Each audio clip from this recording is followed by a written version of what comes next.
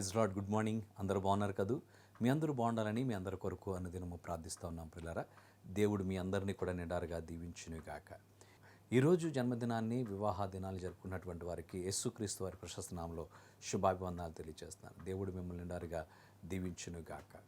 మంచిది ప్రియులారా, ఈరోజు వాగ్దానంగా పరిశుద్ధ గ్రంథాలు తెరిచి కీర్తనలు 147వ చరణాన్ని మనం చూస్తే, ప్రభు అయిన యెహోవా నా రక్షణ దుర్గము, యుద్ధ దినమున నీవు నా తలను కాయుదువు. ప్రభు అయిన యెహోవా నా రక్షణ దుర్గము, యుద్ధ దినమున నా తలను కాపాడుదువు అని భక్తుడు దావీదు మాట్లాడుతూ ఉన్నాడు.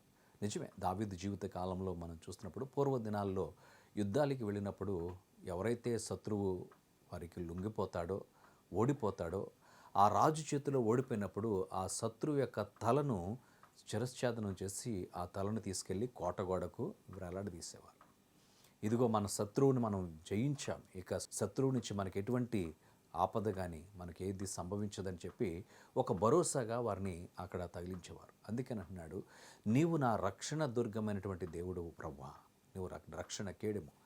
18వ కీర్తనలో కూడా అంటాడు, యెహోవా నా రక్షణ కేడెము, శృంగము, దుర్గము, కోట అనేటువంటి మాటలు మనం చూస్తాం. ఇక్కడ కూడా అంటున్నాడు, యెహోవా నాకు రక్షణ దుర్గము. దుర్గం అనగా ఆయన మనకు ఒక ఆశ్రయముగా ఉన్నాడు, మనం నమ్ముకొనదగినటువంటి సహాయకుడిగా ప్రభు ఉన్నాడు అనేటువంటి విషయాన్ని లేఖనం సెలవిస్తూ ఉంది. మనం గమనించినట్లయితే ప్రభుత్వం వారు తుఫాన్లు వచ్చినప్పుడు, వరదలు వచ్చినప్పుడు సురక్షిత ప్రాంతాలకు తీసుకుని వెళ్ళి కొన్ని షెల్టర్స్ వారికి ఇస్తారు. అలాగే దేవుడు మన ఆపదలో మనను కాపాడేటువంటి ఒక దుర్గంగా ఉన్నాడు అని దావీదు అభివర్ణిస్తూ ఉన్నాడు ప్రియులారా. ఇప్పుడు దావీదు అనేక సార్లు యుద్ధానికి వెళుతున్నప్పుడు దేవుడు ఏం చేశాడంటే కాపాడాడు, తన శత్రువుల మీద విజయాన్ని ఇచ్చాడు. ఒకవేళ దావీదు ఏ పరిస్థితుల్లో అయినా శత్రువు చేతిలో ఓడిపోయి ఉంటే దావీదు తల వేలాడదీసేసేవారు. అందుకనే దావీదు అంటున్నాడు, నీవు నా తలను కాపాడుదువు ప్రభువా అంటున్నాడు. ప్రియులారా, పాపముల చేత, అపరాధముల చేత మనము తల దించుకోవాల్సి వచ్చినటువంటి పరిస్థితులు వచ్చినాయి. అయితే క్రీస్తు రక్షణ దుర్గముగా మనకున్నాడు. ఆ అపరాధాల నుంచి, పాపభారం నుంచి, పాపం వలన కలిగినటువంటి అవమానం నుంచి, శిక్ష నుంచి దేవుడు మనల్ని విమోచించాడు, మన తలను పైకెత్తాడు. పాపము చేసినటువంటి వానికి సిగ్గు, అవమానం చేత తలదించుకోవాలి, కానీ క్రీస్తు రక్తము నిన్ను కడిగి నీతిమంతుడిగా చేశాడు.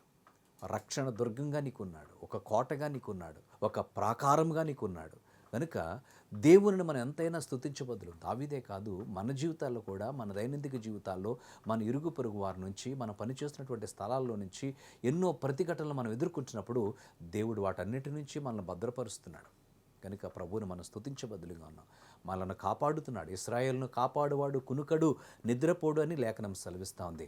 నా తలను కాపాడేవాడు నీవే ప్రభు అని దావీదు దేవుని స్తుతిస్తుంటే, మనల్ని ప్రతి దినము మన యొక్క దైనందిక జీవితంలో ప్రతిరోజు మన ప్రయాణాల్లో ఉదయం లేచిన దగ్గర నుంచి రాత్రి పండుకునే వరకు దేవుని యొక్క కాపుదల, భద్రత, క్షేమాన్ని మన జీవితాల్లో విస్తరింపచేస్తున్న విధానాన్ని బట్టి ప్రభుని స్తుతించొద్దా, ప్రభుని ఆరాధించొద్దా?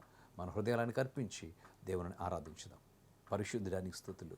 నాయన, మీరు మా తలను పైకెత్తేవాడుగా ఉన్నావు, మమ్మల్ని కాపాడేవాడుగా ఉన్నావు, మాకు రక్షణ దుర్గముగా నీవు ఉన్నావు. అందుని బట్టి నీకు స్తోత్రాలు నాయన. రక్షణతో మమ్మల్ని నింపవు, నీకు స్తోత్రాలు. ఏమి ఇవ్వగలను నీ ప్రేమ, నీ దయా సంకల్పాన్ని బట్టి నీ బిడ్డలందరినీ చేతులకు అప్పగిస్తా ఉన్నాం. నీ సన్నిధి మా ప్రియులతో ఉంచండి. వారు చేస్తున్న ప్రతి పనిలో నేను నీ యొక్క సహాయమును తోడుగా అనుగ్రహించి నడిపించండి. ఘనత ప్రభావాలు నీకే చెల్లిస్తూ యేసు నామమున స్తుతించి వేడుచున్నాము తండ్రి. ఆమేన్.